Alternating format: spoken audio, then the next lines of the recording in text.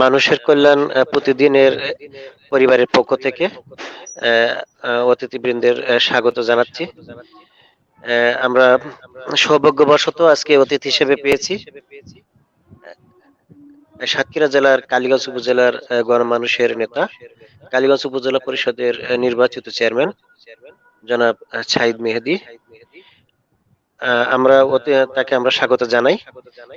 আর স্বাগত জানাবো কালীগঞ্জ থানার সাবেক চৌকাশ পুলিশ কর্মকর্তা, অফিসার ইনচার্জ, বর্তমান আইন প্রশিক্ষক বাংলাদেশ পুলিশের জনাব হাসান হাফিজুর রহমান মহোদয়কে স্বাগত জানাই। ধন্যবাদ। আমরা কি কথা বলতে পারবো এখন? জি, আমি একটু পরে আমি ফলোর দিচ্ছি। আজকের মূলত আমাদের বিষয়ভিত্তিক করোনাকালীন প্রশাসন ও জনপ্রতিনিধির ভাবনা শীর্ষক যে আয়োজন, এই আয়োজনে শ্রোতা ভাই বোন বন্ধুগণ সকলকে আমরা আহ্বান জানাচ্ছি, স্বাগত জানাচ্ছি। আসলে এমন একটি সময়, এমন একটি ক্রান্তিকাল আমরা অতিক্রম করছি। মানব জাতি আতঙ্কিত শুধু করোনার কারণে। আমি অতিথিদের কাছে যাওয়ার আগেই আজকের শনিবার 8ই মে 2021 তারিখের যে করোনার যে বিভীষিকার কিছু তথ্য উপস্থাপন করতে চাই। আজকে বিশ্বের 10টি বৃহৎ রাষ্ট্রের যে করুণ দৃশ্য বা যে তথ্য আমরা ইতিমধ্যে জানতে পেরেছি, আমি আপনাদের সহ সকলের জ্ঞাতার্থে জানাতে চাই যে আজকে মৃত্যুর যে হার, আমাদের প্রতিবেশী রাষ্ট্র ভারত আজকের দিনে 4194 জন মৃত্যুবরণ করেছেন। ব্রাজিলের 2217 জন মৃত্যুবরণ করেছেন। যুক্তরাষ্ট্র 777 জন মৃত্যুবরণ করেছেন। আর্জেন্টিনায় 609 জন মৃত্যুবরণ করেছেন। কলম্বিয়ায় 453 জন মৃত্যুবরণ করেছেন। ইউক্রেন 379 জন মৃত্যুবরণ করেছেন। রাশিয়া 376 জন মৃত্যুবরণ করেছেন। ইরান 335 জন এবং পেরু 296 জন মৃত্যুবরণ করেছেন। বিশ্বের এই মৃত্যুপুরীর 10টি রাষ্ট্রের এই পরিসংখ্যান আমি দিতে সক্ষম হয়েছি। সে তুলনায় আজকে আমি বাংলাদেশের একটি চিত্র তুলে ধরতে চাই। 24 ঘন্টায় বাংলাদেশের নমুনা পরীক্ষা হয়েছে 14,703 জনের। এর মধ্যে আক্রান্ত হয়েছেন 1,285 জন আর মৃত্যুবরণ করেছেন 45 জন। বাংলাদেশে এই পর্যন্ত এই দ্বিতীয় লকডাউনে আমরা মৃত্যুর পরিসংখ্যান দেখতে পাই 11,878 জন। তো এই অবস্থায় আমরা আজকে এমন একটি সময় লাইভ প্রোগ্রামে রয়েছি এবং সৌভাগ্যক্রমে আমরা দুইজন মেহমান পেয়েছি। আমরা আপনাদের প্রথমে আমি হাসান হাফিজুর রহমান, আমাদের যে মেহমান, আমরা তার কাছে জানতে চাইবো যে আসলে এই যে পরিসংখ্যান আপনাদের জ্ঞাতার্থে জানালাম এবং বাংলাদেশের প্রেক্ষাপটে আমরা কিন্তু অনেক ভালো অবস্থানে রয়েছি। করোনা মোকাবেলায় আজ বাংলাদেশ কিন্তু একটি সাফল্যে উপনীত হয়েছে। স্বাস্থ্য মন্ত্রণালয়ের কারণে এবং সরকারের এবং প্রশাসনের সম্মিলিতভাবে, পাশাপাশি জনপ্রতিনিধির যে জনসচেতনতায় অংশগ্রহণ, এটি একটি দৃষ্টান্ত স্থাপন করেছেন। এখন হাসান হাফিজুর রহমান মহোদয়ের কাছে আমরা জানতে চাইব যে পুলিশ ইতিমধ্যে আমরা লক্ষ্য করেছি যে করোনার প্রথম ধাপ মোকাবেলা এবং সর্বোপরি দ্বিতীয় ধাপ মোকাবেলায় পুলিশের ভূমিকা অনেক বেশি বাংলাদেশে এবং সম্মুখ সারির যোদ্ধা হিসেবে আপনারা বিশেষ ভূমিকা রেখেছেন।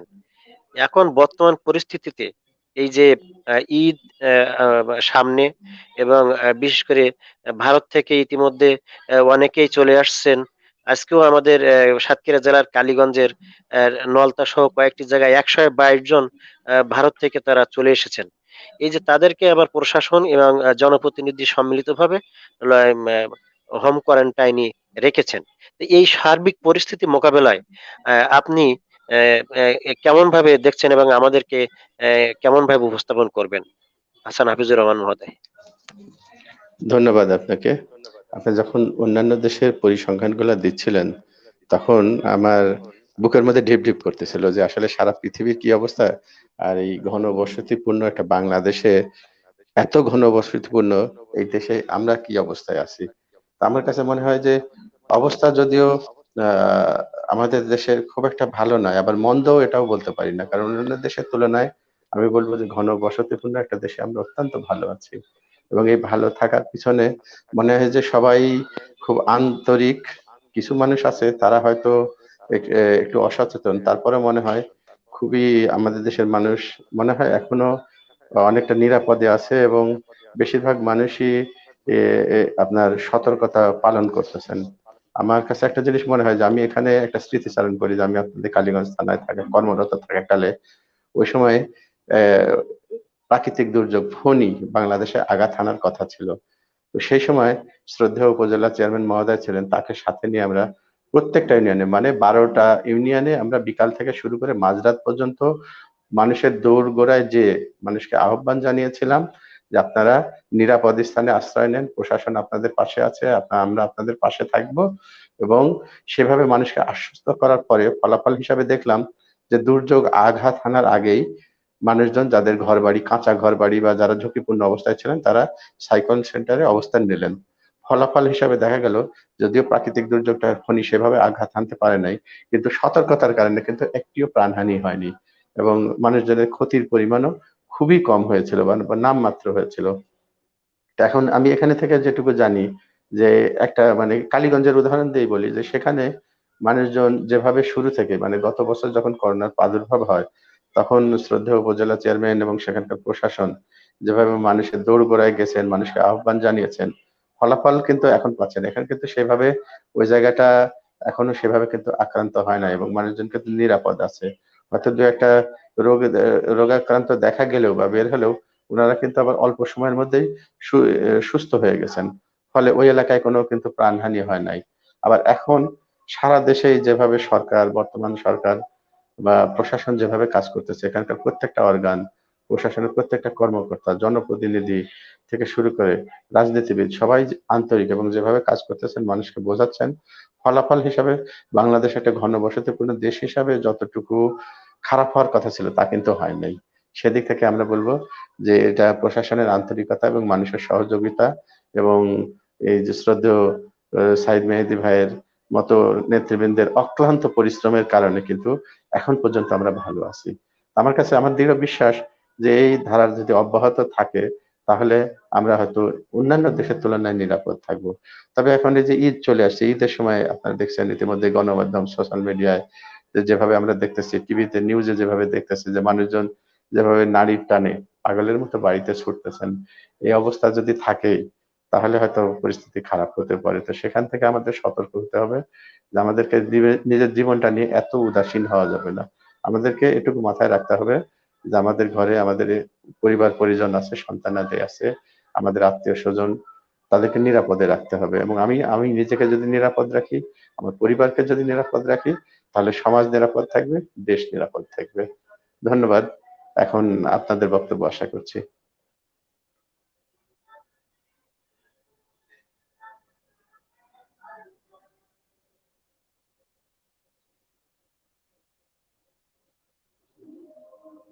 Hello, hello.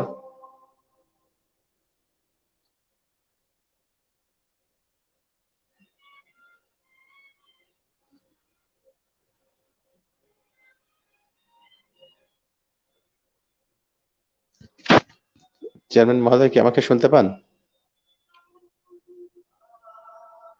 আচ্ছা, আমি আপনার সাউন্ড পাচ্ছি না। আমার বক্তব্য আমি আপাতত শেষ করছি, এখন আপনারটা আশা করতেছি, আপনারটা শুনে তারপরে আবার পরবর্তী বলবো।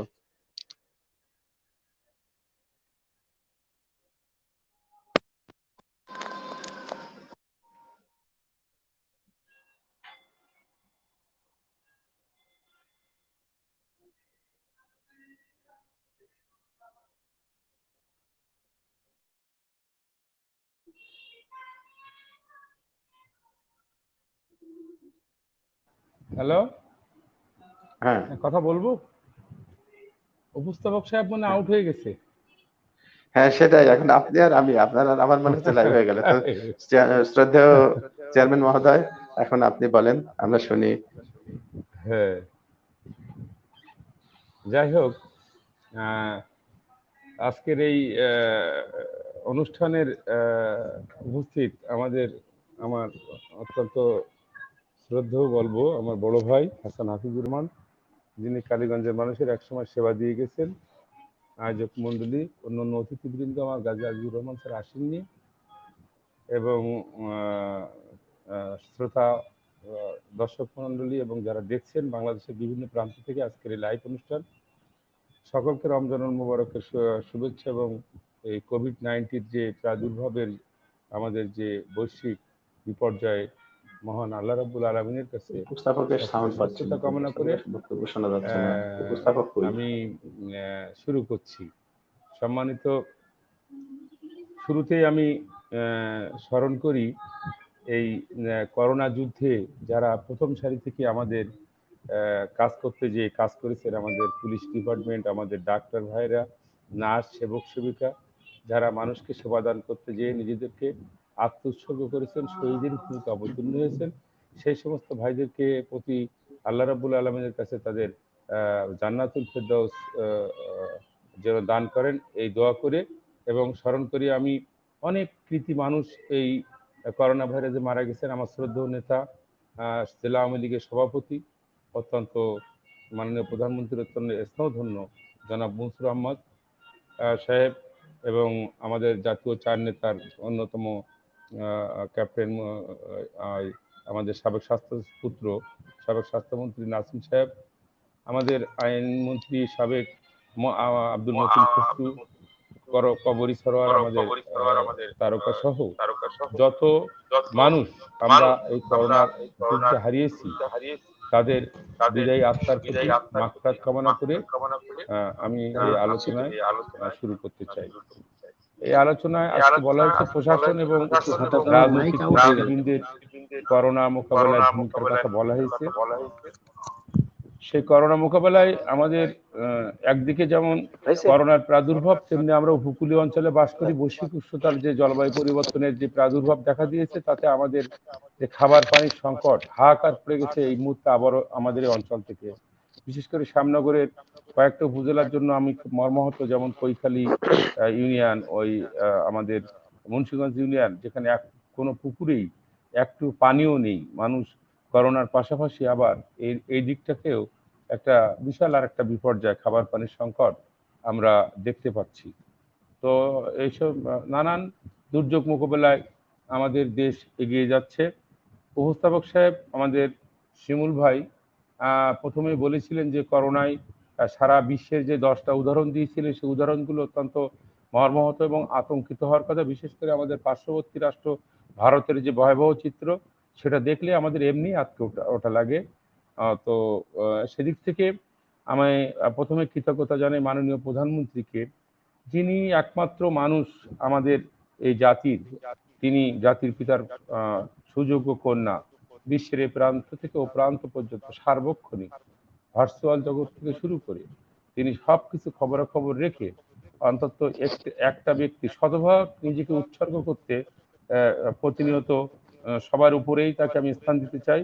মাননীয় প্রধানমন্ত্রীকে ধন্যবাদ জানাই।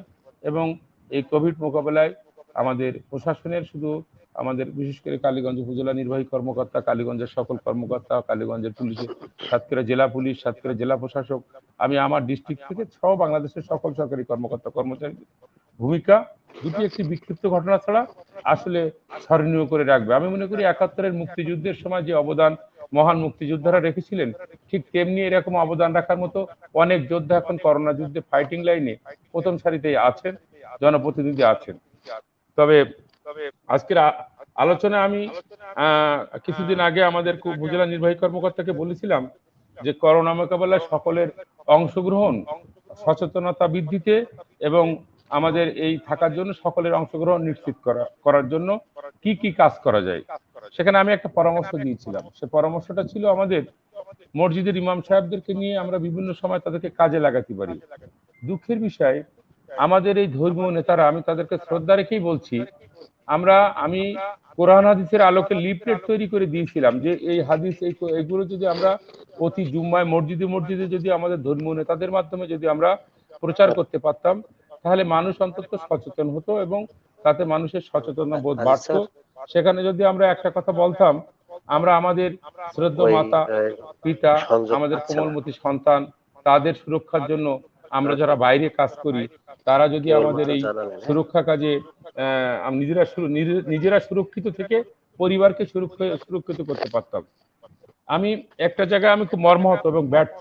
বিশেষ করে আমি কালীগঞ্জ চেষ্টা করেছিলাম যে এই করোনাটা হলো শুধু আওয়ামী লীগ বিএনপি জাতীয় পার্টির মধ্যে নয়, হিন্দু মুসলমান বৌদ্ধ খ্রিস্টান কিংবা কামার কুমার জেলে তাঁতি কোনো সম্প্রদায়ের জন্য আলাদা পৃথক কিছু নয়, এটা সবার জন্য সার্বজনীন।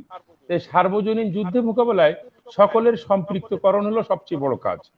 এই সম্পৃক্তকরণে আমি অবশ্যই ইতিমধ্যে উদ্যোগ নিয়েছি, সকল রাজনৈতিক নেতাদেরকে আমি সম্পৃক্ত করব। কে কোন দল করি তা না, সকল রাজনৈতিক নেতারা একটা প্ল্যাটফর্মে দাঁড়িয়ে একটি সচেতনামূলক লিফলেট এবং আমাদের একটা 108টা ওয়ার্ড আছে, প্রত্যেকটি রাজনৈতিক দলের 108টা ওয়ার্ডের একটা কমিটি আছে, সেই কমিটিতে 51 জন করে লোক আছে।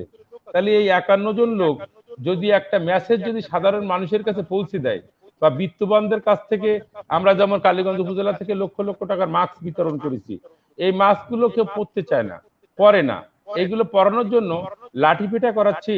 আমার মনে হয় যে তাদেরকে এই বিষয়ে অ্যাওয়ারনেস বাড়ানোর জন্য প্রতি ওয়ার্ডে যদি 51 জন করে লোক মানে সচেতনামূলক কথাবার্তা বলে, তাদের দলের দলের হেডকোয়ার্টার থেকে যদি মেসেজটা যদি ওয়ার্ড পর্যায়ে পৌঁছে দেওয়া এবং অব্যর্থতায় এটাকে কাজে মোটিভেশন কাজ প্রত্যেকে করবে এবং তার কাজের রিপুটেশনটা দেবে, তাহলে আমার মনে হয় করোনা মোকাবেলায় সরকার প্রশাসন ডাক্তার সাংবাদিক ভাইয়েরা সহ সকলে মিলে সকল রাজনৈতিক দল সকল প্ল্যাটফর্ম যদি আমরা এক কাতারে দাঁড়াতে পারি এই যুদ্ধে, তাহলে আমরা মনে হয় যে আমাদের এই করোনা থেকে আমরা আমাদের অঞ্চলকে মুক্তি করতে পারবো। ঠিক এরকম ভাবে সমগ্র বাংলাদেশে যদি রাজনীতি, কিন্তু রাজনৈতিক আমাদের মানুষদের রাজনৈতিক নেতাদের কিংবা সাধারণ মানুষের মধ্যে মূল্যবোধের এত অবক্ষয় হয়েছে যে দেখা যাচ্ছে যে যে যারটা নিয়ে ব্যস্ত, পরার্থে কাজ করার নিঃস্বার্থ আত্মত্যাগী মানুষের সংখ্যা অনেক কমে গেছে।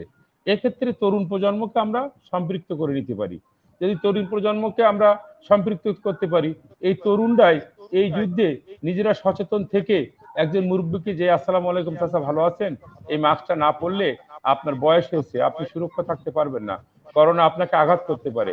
যদি আমরা বিনয়ের সঙ্গে আমরা যদি আমাদের এই যারা অসচেতন সমাজ আছে তাদেরকে যদি বলতে পারি, আমাদের কালীগঞ্জে 380টা জুমা মসজিদ আছে, 380টা জুমা মসজিদের ইমাম সাহেব ওই এলাকার একজন ধনাঢ্য ব্যক্তি, ওই দিনকে মসজিদে আসা যাবতীয় লোক কিংবা 5 ওয়াক্ত নামাজে আসলে প্রত্যেকের হাতে মাস্ক ধরাই দেবে, কথাগুলো পৌঁছে দেবে।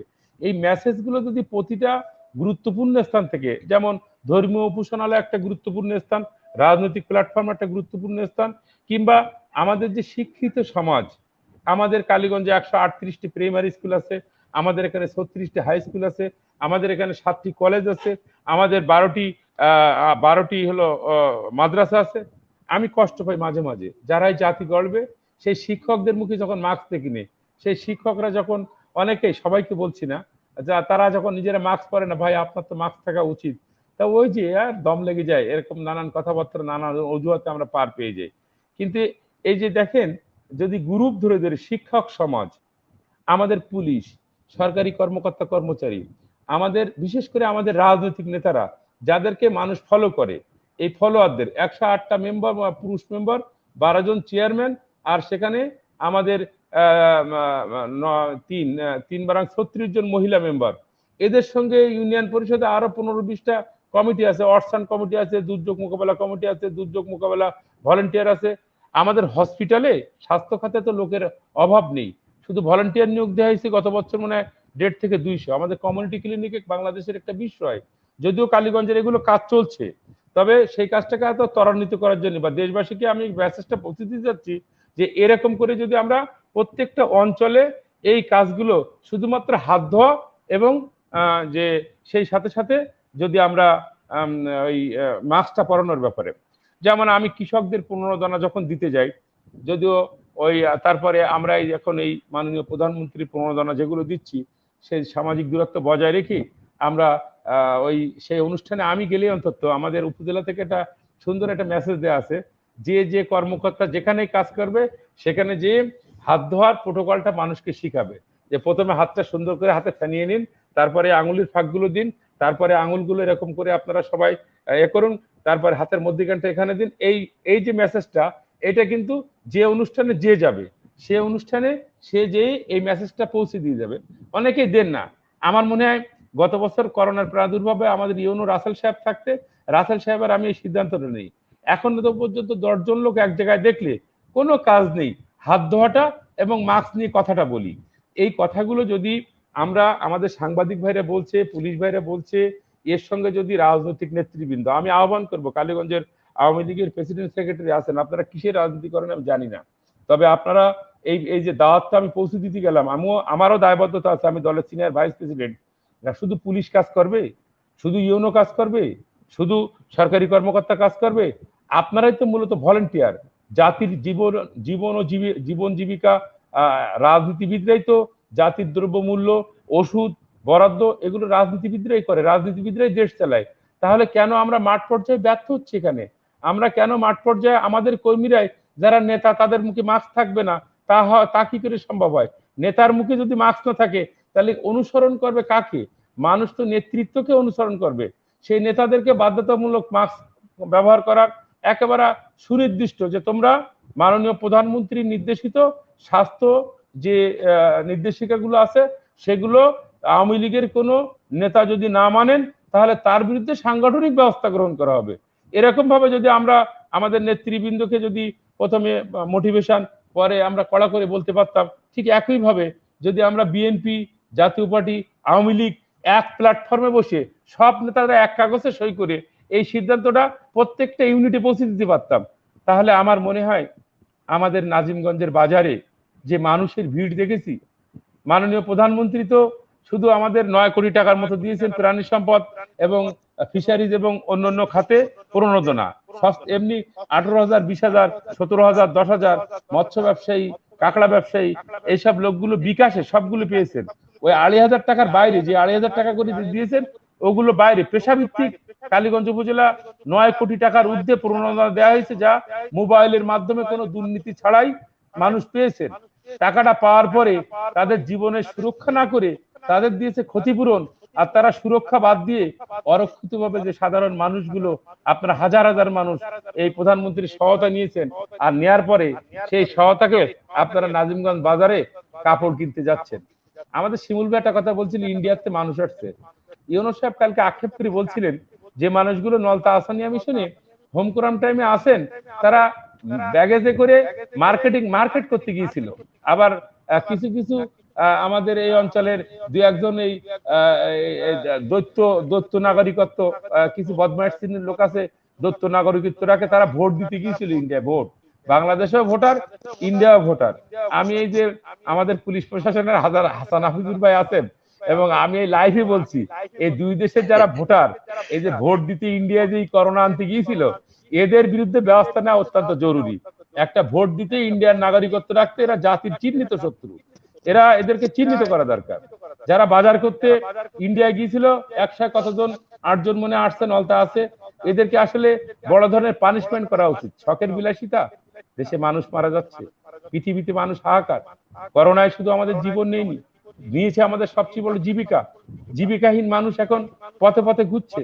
ঢাকার যে সমস্ত প্রাইভেট ফার্মগুলো, সেগুলোর অবস্থা কি শোচনীয়। সেখান থেকে মানুষ দলে দলে গ্রামে ফিরছে। আইন শৃঙ্খলার আর কদিন পর অবনীত হবে, মানুষের মধ্যে হাহাকার দেখা দেবে। আর আপনারা এই সময় আপনারা হলো ইন্ডিয়া যাচ্ছেন বাজার করতে, এটা অত্যন্ত দুঃখজনক। এদের বিরুদ্ধে আইনানুগ ব্যবস্থা গ্রহণ করা উচিত। সেই সাথে সাথে আমি যেমন আমার এবছরের ঈদে নতুন কাপড় কিনবো না, আমার পরিবারকেও নতুন কাপড় কিনে দেবো না।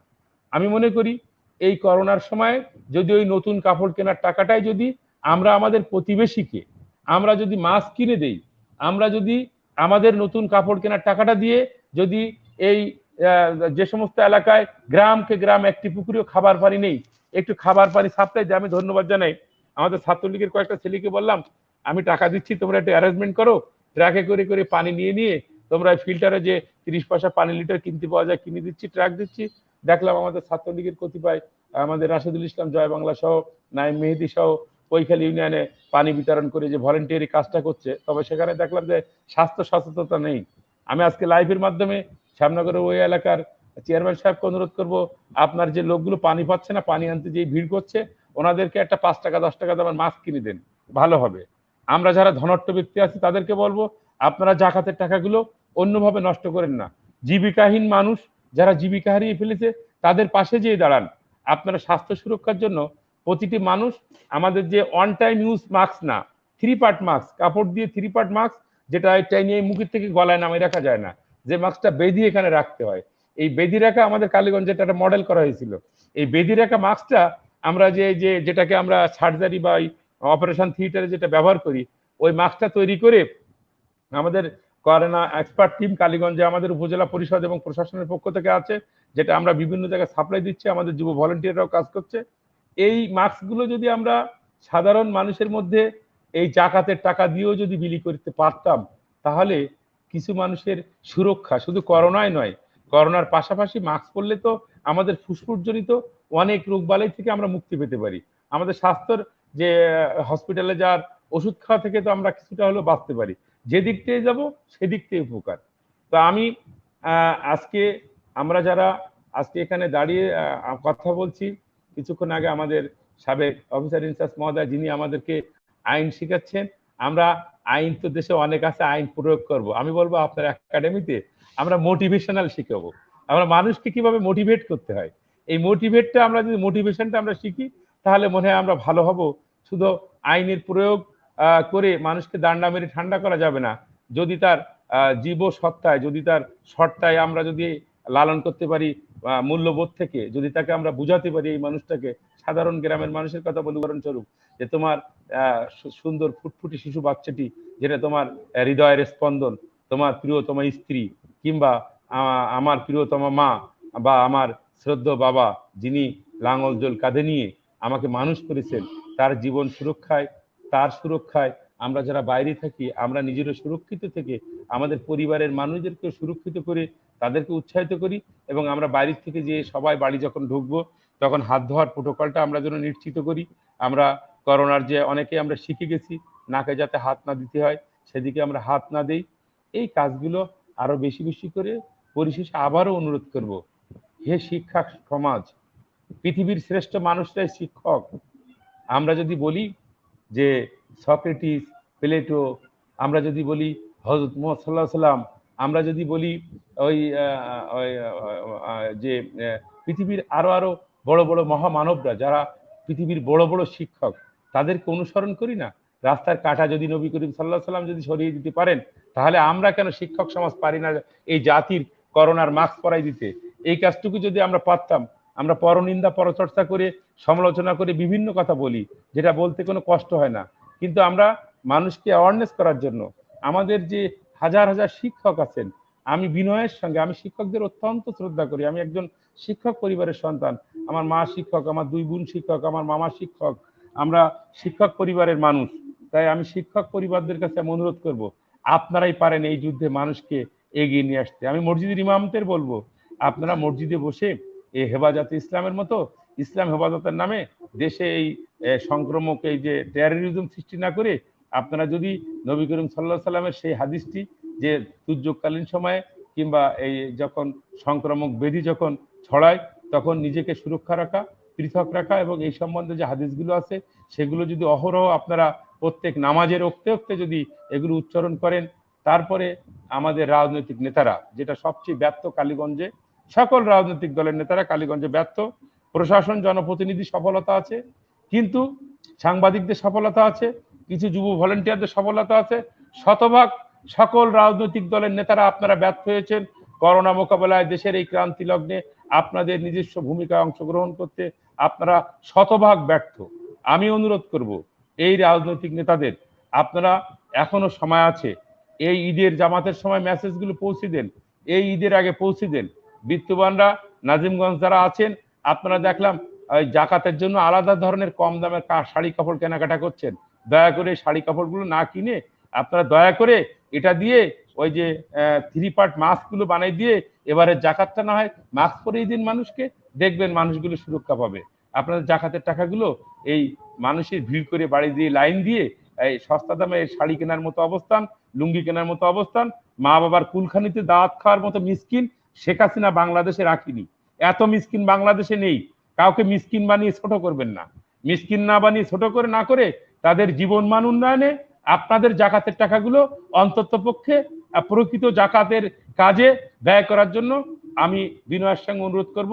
আর কৃতজ্ঞতা জানাই, গতবার করোনার এই প্রাদুর্ভাব যখন শুরু হয়েছিল প্রায় 30 লক্ষ টাকা আমরা সাহায্য পেয়েছিলাম কালীগঞ্জের সেই জাকাত দেওয়া মানুষদের কাছ থেকে না পেলেও আমাদের শিক্ষক সমাজ প্রায় 8 লক্ষ টাকা দিয়েছিল, জনপ্রতিনিধিরা 1 মাসের বেতন দিয়েছিল, সরকারি কর্মকর্তারা বেতনের টাকা দিয়েছিল, আরো গুটি কয়েক মানুষ আমাদেরকে সাহায্য করেছিল 25-30 লাখ টাকা, যেটা আমরা করোনা মোকাবেলায় বাংলাদেশের সর্বোচ্চ অবদান রাখতে পেরেছিলাম 2020। এখন 2021 আমাদের বর্তমান উপজেলা নির্বাহী কর্মকর্তা তিনিও অত্যন্ত সুযোগ্য মানুষ।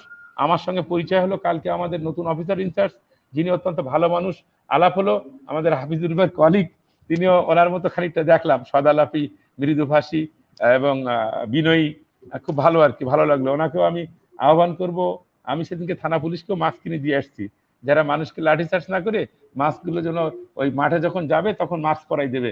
মুরব্বী আসসালামু আলাইকুম, মাস্কটা পরেন। আমি গত মানে পরশু দিনকে আমাদের পুলিশদের জন্য যারা মাঠে, যে সমস্ত পুলিশেরা মাঠে কাজ করছে তাদেরকে আমি সহায়ক হিসেবে কিছু মাস্ক দিয়েছি। এই মাস্কগুলো তারা ওই গ্রামে যেয়ে যাতে রাস্তায় খালি দেখবে জরিমানা না করে মাস্ক পরাই দেবে, সুন্দর করে তাদেরকে বুঝিয়ে দেবে, এভাবে যেন আমরা কাজ করতে পারি।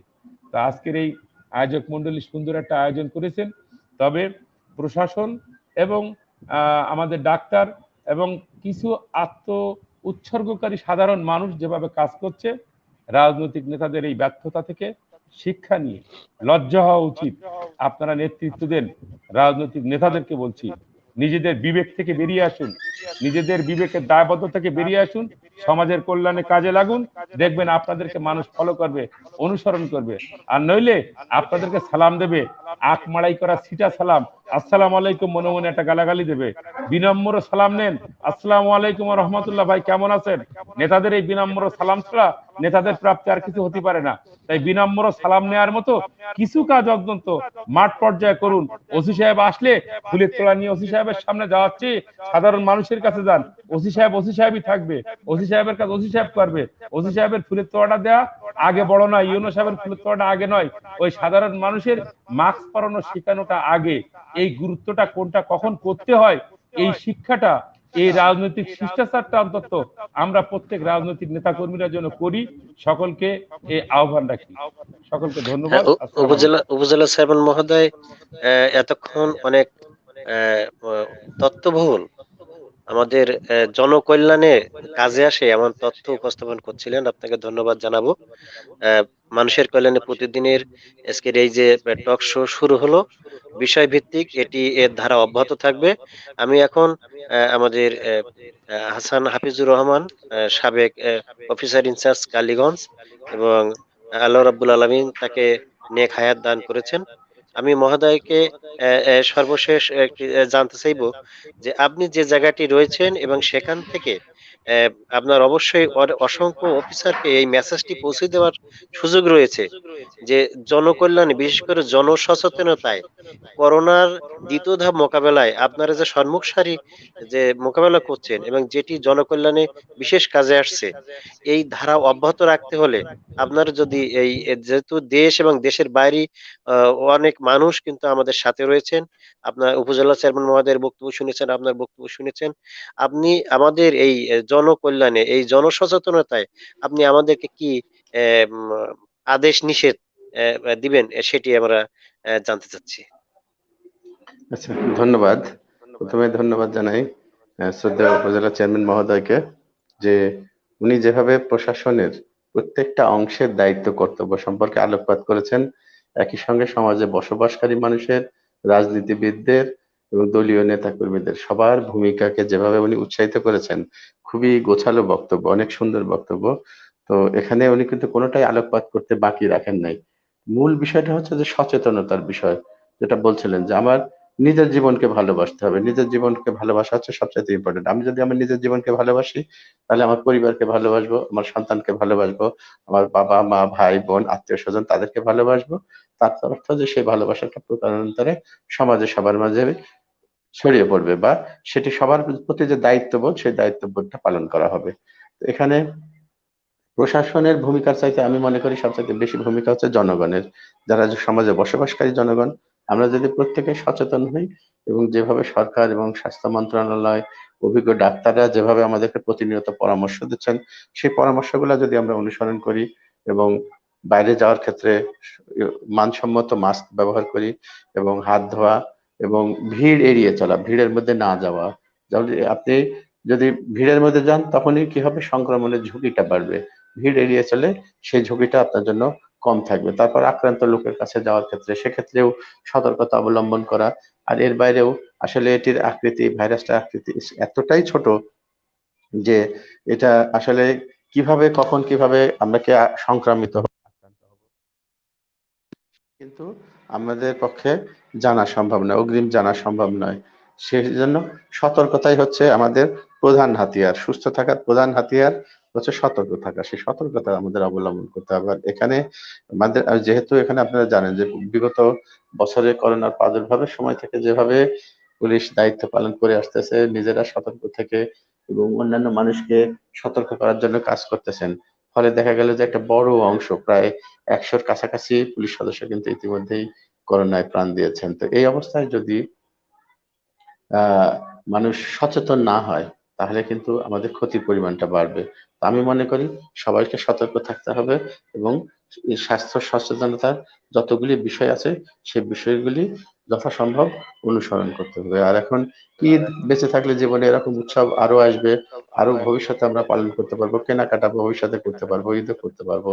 এই বিষয়ে আসলে ইসলাম ধর্মে যে নির্দেশনা দেওয়া আছে মহামারীকালীন সময়ে, সেই বিষয়গুলি আমাদের ধর্মীয় নেতা যারা আছেন তাদেরকে বেশি বেশি করে আলোচনা করা এবং মানুষের সেই বিষয়গুলি অবহিত করা, যে হ্যাঁ মহামারীকালীন সময়ে ইসলাম যে নির্দেশনা দিচ্ছে, হাদিস কোরআনে যেটি আছে সেটি আসলে সকলের জানা প্রয়োজন। আসলে আমরা এই ইতিমধ্যে কিন্তু এই বিষয়গুলি সম্মুখীন না হওয়ার কারণে ওই হাদিসগুলো সম্পর্কে আসলে আমরা বেশিরভাগ মানুষই মানে অবগত নই। এখন যারা ইমাম আছেন তারা যদি আমাদেরকে সচেতন করেন এবং এই বিষয়গুলি সকলের সামনে তুলে ধরেন, আমি বিশ্বাস করি যে মানুষের সচেতনতা আরো বাড়বে এবং আমরা এই মহামারী বা এই অতিমারী দুর্যোগটা সবাই ঐক্যবদ্ধভাবে মোকাবেলা করতে পারবো এবং আমরা আশেপাশের দেশগুলোর তুলনায় অনেক নিরাপদ থাকতে পারবো।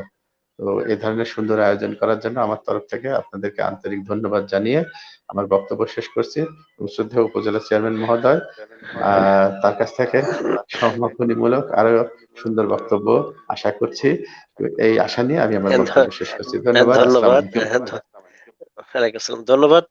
আমরা উপজেলা চেয়ারম্যান সাহেব একটি দৃষ্টান্ত স্থাপন করেছেন।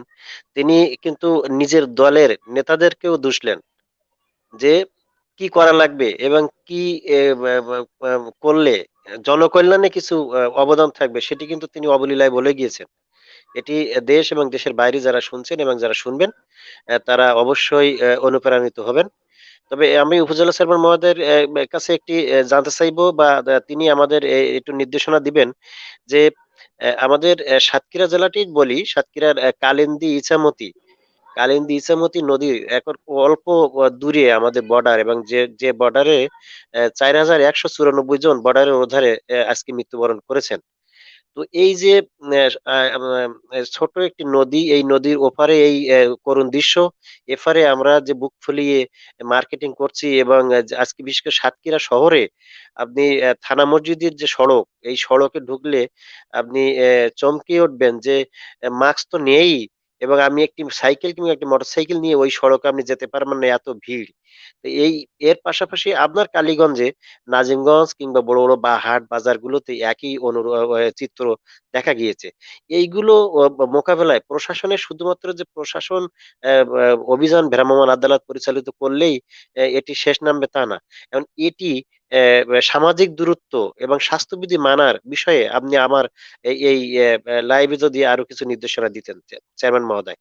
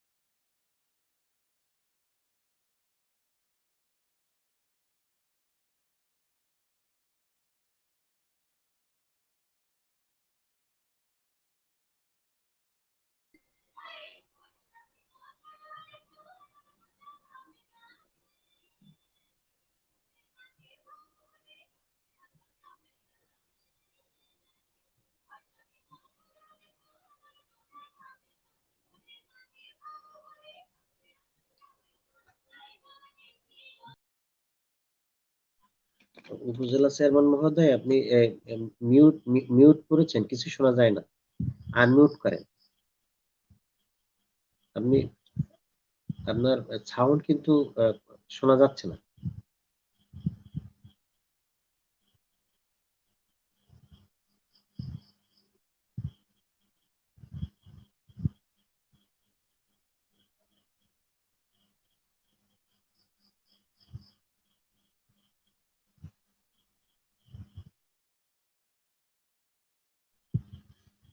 চেয়ারম্যান মহোদয়, আপনার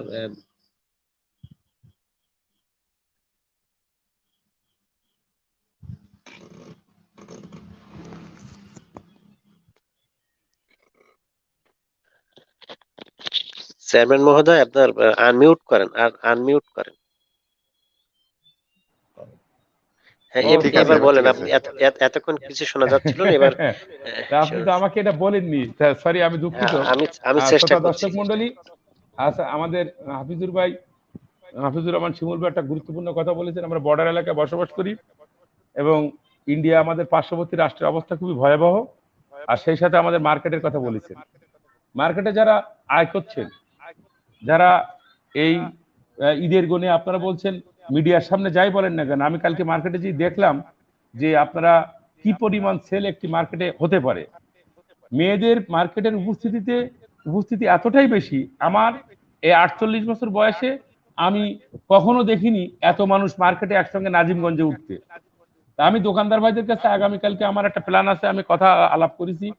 আগামীকালকে আমাদের অফিসার ইনচার্জ মহোদয় এবং উপজেলা নির্বাহী কর্মকর্তা মহোদয়কে সাথে নিয়ে আমরা এই বড় বড় মোকামগুলোকে যাব এবং আমি দোকানদারকে উদ্বুদ্ধ করব এবং বাধ্যও করব যে এই কারণেই একটা কাপড় বিক্রি করে 150, 200, 300, 400, 500 টাকা, 1000 টাকাও লাভ করে।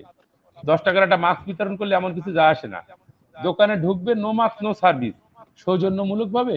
একটা দোকানে কাস্টমার যদি মাল নাও কেনে, সেই কাস্টমারের কাছে যদি আপনি একটা হাসি মুখে একটা মাস্ক পরিয়ে দেন, হাতে একটু হ্যান্ড স্যানিটাইজার লাগিয়ে দেন, তাহলে তো সেই দোকানদারটা আপনার দোকানের কাস্টমার হিসেবে আকৃষ্ট হতে পারে। One kind of advertisement. আপনার এই গাল ফলা একটু হাসি, সেই সঙ্গে একটি মাস্ক, একটি হ্যান্ড স্যানিটাইজার লাগিয়ে দিলাম, এটা আপনার কত ইনকামের কত কত লোকসান হবে। এত টাকা কি করবেন? এত টাকা তো আমরা এই পৃথিবীতে চিরস্থায়ী বাঁচবো না। আমি দোকানদার ভাইদেরকে অনুরোধ করব, ব্যবসা করছেন, খুব ব্যস্ততার মধ্যে আছে, জীবনকে ভালোবাসেন। হাসান হাফিজুর রহমান ভাই যে কথা বলেছেন, নিজের জীবনের চেয়ে ভালোবাসার আর কিছু হতে পারে না। একটাই জীবন, একবারই আমরা জন্মাবো। একবার আমাদের এই জন্মের এই ক্ষণিকের যে দিনগুলো, এই দিনগুলো আমরা সবাইকে নিয়ে সুরক্ষা থাকলে তো ভালো হয়। আপনি বলেছেন বর্ডারের কথা। বর্ডারে আমি খুব মর্মাহত যে কিভাবে বর্ডার সিকিউরিটি ফোর্স থাকতে ইন্ডিয়ার থেকে মাছের পোনা পার হচ্ছে বা অন্য অন্য স্মাগলিং জিনিস পার হচ্ছে, যেটা বর্ডারের সিকিউরিটি ফোর্স দেখতে পায় না, আরো অনেকেই দেখতে পায় না। এলাকার জনগণ গার উপর যখন প্রাইভেট কার তুলে দিতে যায়, তখন তারা ঠিক ভালো দেখতে পায় এবং তারা তার প্রতিশোধ ঠিক মতো নিয়ে নিয়েছে কালকে, এবং সেই প্রতিশোধের আগুনে মোটামুটি জ্বালিয়ে দিচ্ছে। এখন এই এই যে করোনা ইন্ডিয়া থেকে বই নিয়ে আসার জন্য যে স্মাগলিং হচ্ছে, এই স্মাগলিংটা পুরোপুরি বন্ধ করতে হবে। আমাদের জীবন আগে, যে বেঁচে থাকলে আমাদের জীবিকা হবে। আমি আজকের এই লাইভের মাধ্যমে আমি বর্ডার সিকিউরিটি ফোর্সে যারা দায়িত্বে আছেন তাদের কাছে বিনয়ের সঙ্গে অনুরোধ করব, এই দেশটা 30 লক্ষ শহীদের আত্মত্যাগের বিনিময়ে জাতির জনক বঙ্গবন্ধু শেখ মুজিবুর রহমান একটা 14 বছর জেল খেটেছেন, বিভিন্ন সময়ে বিভিন্ন মেয়াদে, তিনি আপোষ করেননি একটি সুন্দর বাংলাদেশ উপহার দিতে। সেই মানুষটার কথা যদি চিন্তা করেন, তারই কন্যা জননেত্রী শেখ হাসিনা, যিনি মাননীয় প্রধানমন্ত্রী, আমাদের জন্য দিন রাত পরিশ্রম করে যাচ্ছেন, তার মুখের দিকে তাকিয়ে, আমাদের ভাষা সৈনিকদের মুখের দিকে তাকিয়ে, আপনার সন্তানের মুখে, বাবার মুখের দিকে তাকিয়ে, আপনি নাগরিক চাকরির খাতিরে নয়, সবচেয়ে মানুষের বড় আইডেন্টি তিনি না, তার নাগরিকত্ব, তার যে জাতীয় পরিচয়পত্র। একটি নাগরিকের সবচেয়ে বড় আইডেন্টিটি তিনি হলো তার ওই জাতীয় পরিচয়পত্রটা, নাগরিক হিসেবে। নাগরিক মানে রাষ্ট্রের মালিক। তা আমরা যখন মালিকের ভূমিকায় থাকবো, আপনারা সরকারি কর্মচারী বা কর্মকর্তা না হয়ে আপনারা আসুন নাগরিক হিসেবে, রাষ্ট্রের মালিক হিসেবে আমাদের বর্ডারটাকে আমরা চেক দিই, তাহলে হয়তোবা আমাদের করোনার প্রিভেন্ট আমরা অবশ্যই করতে পারবো। এবং সেই সাথে সাথে যারা সচেতন মহল আছেন, আমাদের আজকের যারা লাইভ শুনছেন, সেই সচেতন নাগরিক সমাজকে অনুরোধ করব, আপনারা যারা বর্ডার এলাকায় বাস করেন, এ ধরনের কোনো অনভিপ্রেত ঘটনা আপনাদের চোখে পড়লেই সাথে সাথে আমাকে, আমাদের অফিসার ইনচার্জ মহোদয়, আমাদের উপজেলা নির্বাহী কর্মকর্তা মহোদয়, সবার যে কোনো নাম্বারে আপনারা ফোন করবেন, আমরা আপনাদের সাথে আসি। জাতিকে সুরক্ষা রাখতে অবশ্যই আমরা কাজ করব। আর যে সমস্ত রাজনৈতিক নেতারা আপনারা রাত্রে ফোন দেন, যেটা আমার মাছের পোনা, সাবধান হয়ে যান। আমি আবারও অনুরোধ করছি, সাবধান হয়ে যান। অতটা সহজ না। জনগণ কিন্তু ৭৮টা কেন্দ্রের থেকে ৭৪টা জিতিয়ে দিয়েছে। তাই জনগণের সে ঋণ শোধ করতে, আর আমার এক ঝাঁক চৌকুশ অফিসার এবং অত্যন্ত ভালো, ভদ্র, নম্র, শিক্ষিত আমার পুলিশ টিম কিন্তু সাথে আছে। মনে করবেন না যে আমরা এতটাই দুর্বল। আমরা বিনয় দিয়ে জয় করি বলে দুর্বল। বিনয়কে যদি ভয় মানে আপনারা দুর্বল ভাবেন, তাহলে ভুল করবেন। আমরা বিনয়টা হলো আমাদের নবীজির শিক্ষা, তাই কিন্তু আমাদের হাতিয়ারটাও কিন্তু বেশ বেশ শক্ত, যেটা এখন হেফাজতে ইসলাম বুঝতে পারছে যে সারা বাংলাদেশে পুলিশ কত তাড়াতাড়ি হেফাজতের যে ইসলামের হেফাজতের নামে মানুষের মধ্যে টেররিজম সৃষ্টি করার ফল হেফাজতরা যেরকম টের পাচ্ছে, আপনারাও কিন্তু টের পাবেন। নেতার গায়ে নেতা লেখা থাকলে কিন্তু আপনারা বাঁচতে পারবেন না। এখনই সাবধানে যাওয়া ভালো। নিজেদেরকে জাতির প্রতি নিজের দায়িত্ব কর্তব্যবোধ, সফলতাটাই বড় নয়। মানুষ হিসেবে জন্মগ্রহণ করেছেন, সার্থকতাটাই জীবনের বড়। সার্থক জন্ম আমার মাগো, জন্মেছি এই দেশে ৩০ লক্ষ শহীদের আত্মত্যাগের বিনিময়ে। সেই সার্থকতাটুকু যেন আমরা অর্জন করতে পারি। ধন্যবাদ। ধন্যবাদ উপজেলা চেয়ারম্যান মহোদয়কে, আজকে প্রধান আলোচক।